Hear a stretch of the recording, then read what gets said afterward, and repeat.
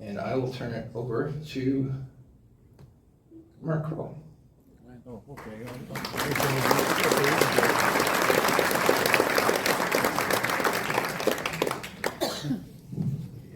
That's a tough act to follow. I really have to, congratulate Mayor Smith and Andrew and all the people in the town who have worked so hard to do so many things that we've all wanted to see happen for so very long. So this is really, really exciting times. I couldn't be more excited about the opportunities we have ahead as a community. And, when I wrote this, I wrote it last week, and that was prior to this announcement about all these new initiatives. So I might have changed how what I'm speaking about a little bit, but I'll kind of gloss over some of that and get to the kind of the nuts and the bolts. Back in 2016, Andrew approached me about doing a downtown master plan, and he asked me, he said, would you contribute to the master plan, because we want to see the beach redeveloped.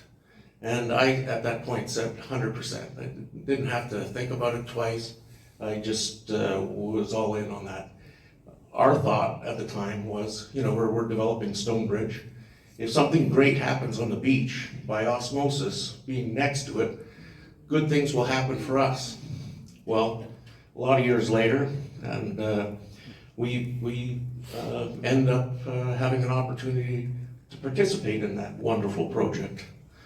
So I'm just going to talk a little bit about who we are, kind of what we've done, and how we think the redevelopment of the beach is all about community. It's not, it needs to be an accessible, open, community-driven development that's good for tourists, but importantly, good for our residents.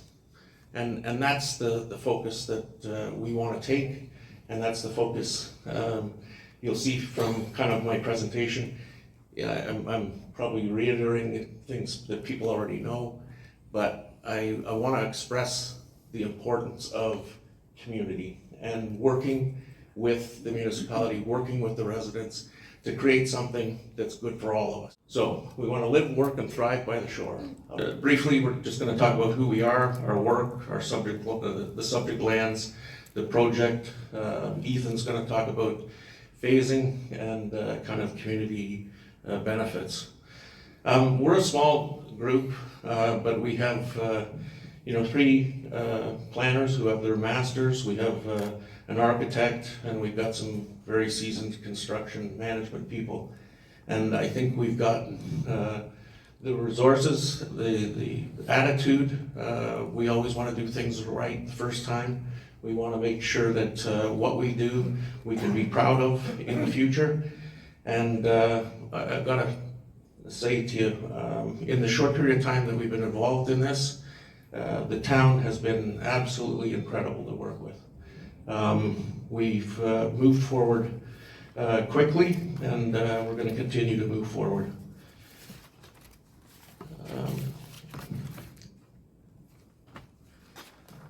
I'm not going to go through these for very long, but I'm trying to just give the sense of focus on doing the right thing, community, and quality.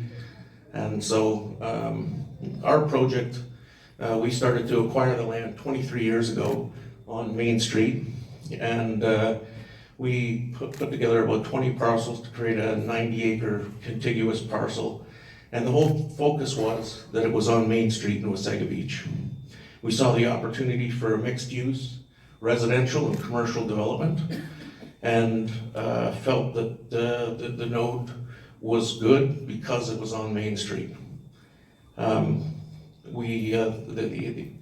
commercial, we kind of took a sense of industrial, because most small towns that are water-based communities have kind of an industrial basis. So that's kind of where we went with the architecture, because strangely enough, we didn't totally appreciate all the history of Wasaga Beach at the time. We do now, and that's the direction we want to go. So in the past, we've been committed to community and arts and culture and creating a place for residents and tourists to come and enjoy this historic town. And Main Street, and the fact that this Main Street is being reopened to Beach Drive, the lifeline to the beach, is just an amazing thing. I don't think we can really appreciate the magnitude of that. But it makes our Main Street a very special place. Again, we want to continue our partnership with the town, with the community in developing events like Canada Day, events that, like the ball hockey, the music pavilion, different things like that. We also believe that it's important to work with community groups and creating public art, public places and vistas to see for our tourists, but more importantly, our residents. We've also been interested in, serving the community from a social aspect. That's why we were part of the Moby mat installation. We worked with the province for having regular vaccines for the community. So the subject lands, this is where it gets exciting. So the lands that we are have the opportunity to redevelop are Beach Drive to kind of, now this is, the directions are always a little funny in Wasaga Beach, which is kind of to the northeast, and then First Street, which is to the east, Mosley to the southwest, and Third Street to the west.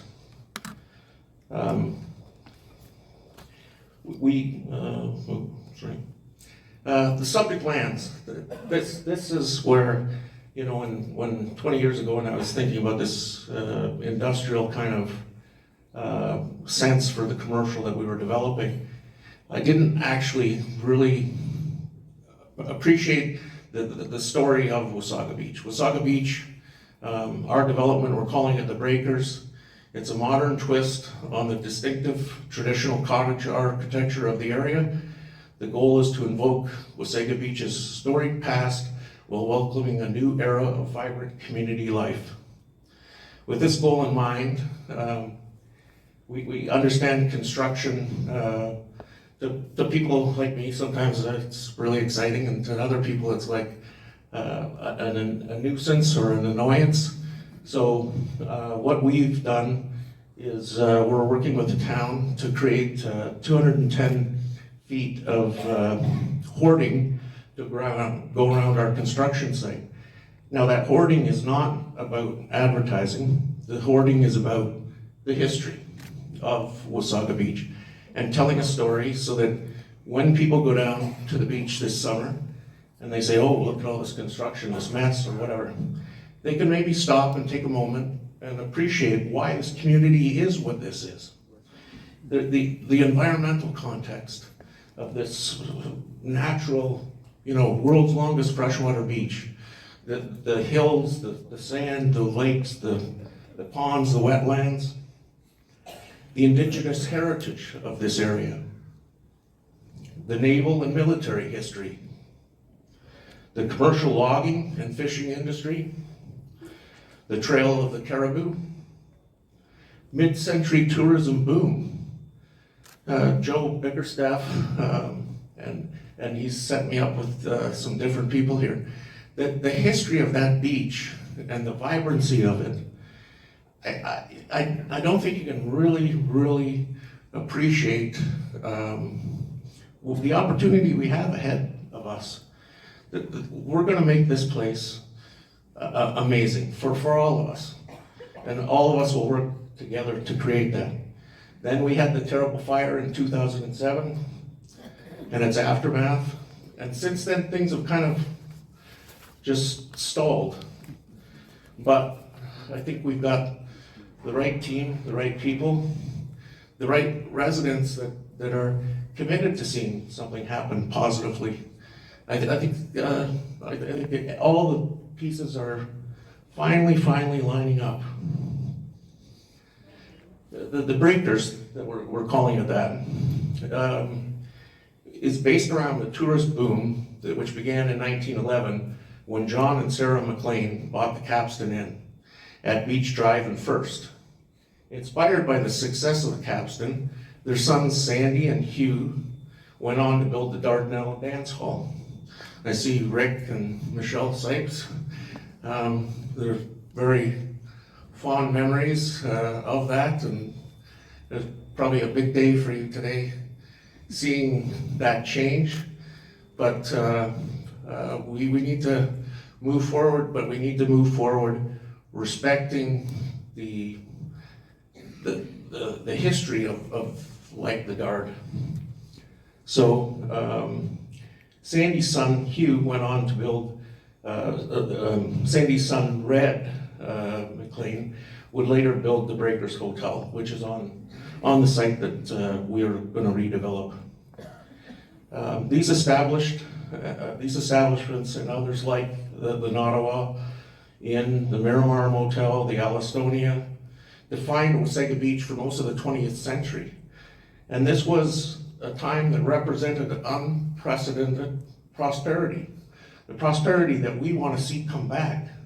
And we're going to make sure we make it come back.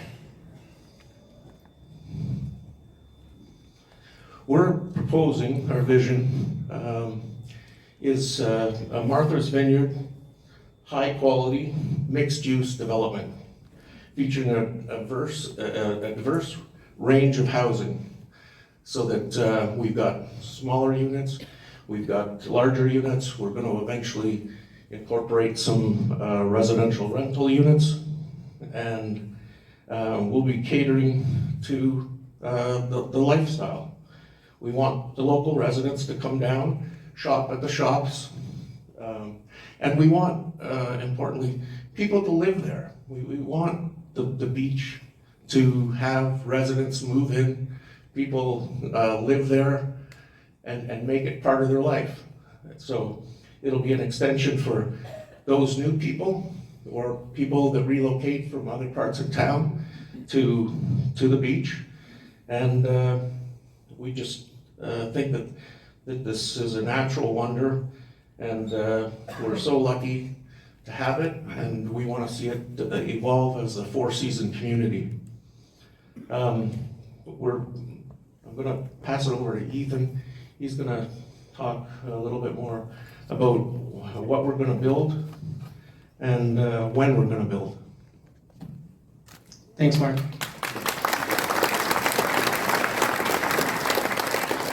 So just to start off, we want to share some elevations of one of the buildings that we're going to be looking to construct first. So this would be in our phase 1, and this is building 1. So I'll just sort of flip ahead so you can see a much prettier picture because it's rendered out.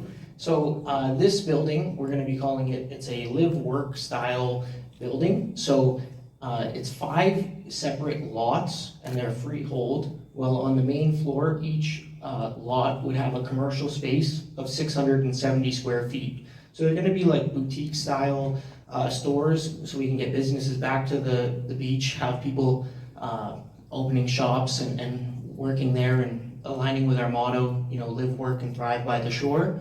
And then going up a floor, you would have the primary residence, so that's around 1,600 square feet. And then one more floor, there's a secondary residential suite, which is around 1,200 square feet.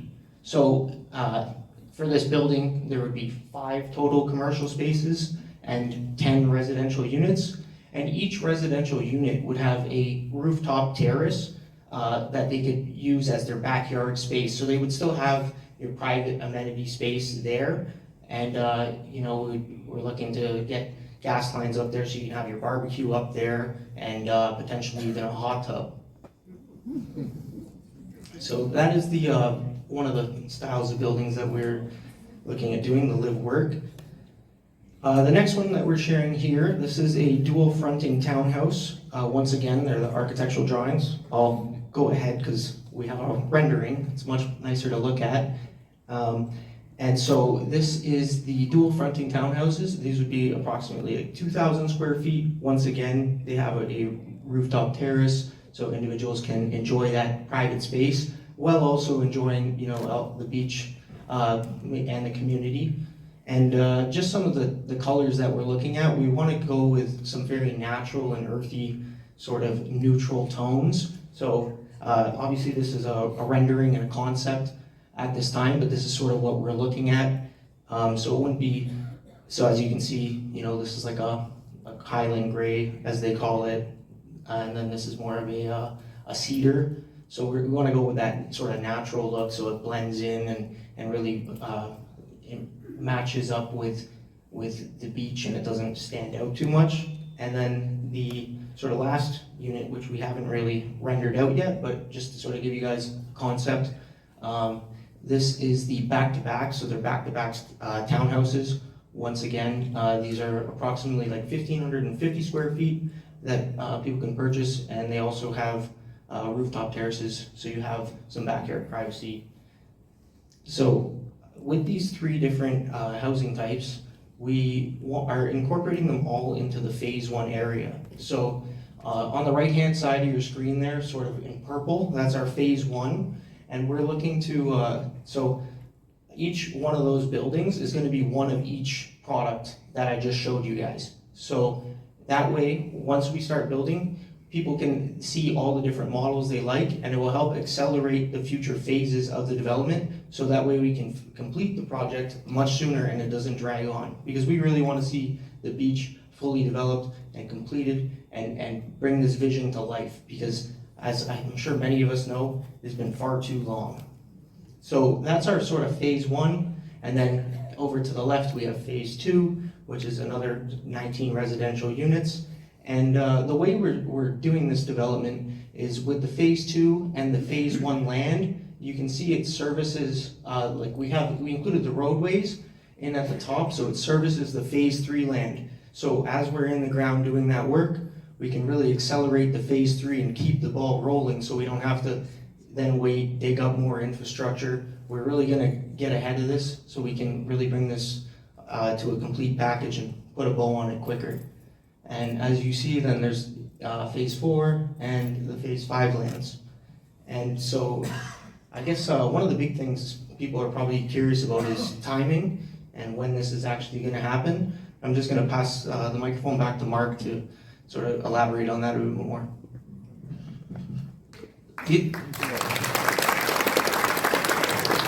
The other thing I didn't mention, we're so excited to be working alongside Sunray, and so in phase one and our focus for the development is to try and find people that want to live there or do longer term rentals.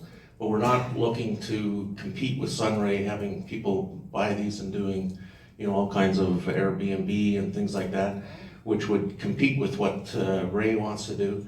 And I also don't think that it would help with, you know, having the commercial, the seasonal. It would take away from that. We want to see, you know, 4-season commercial working and surviving and prospering down there.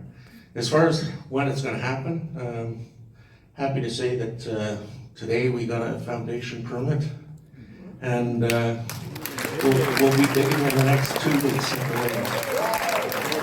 So we'll get our hoarding up to tell our story, and we'll get starting some construction so we can actually see something new on the beach.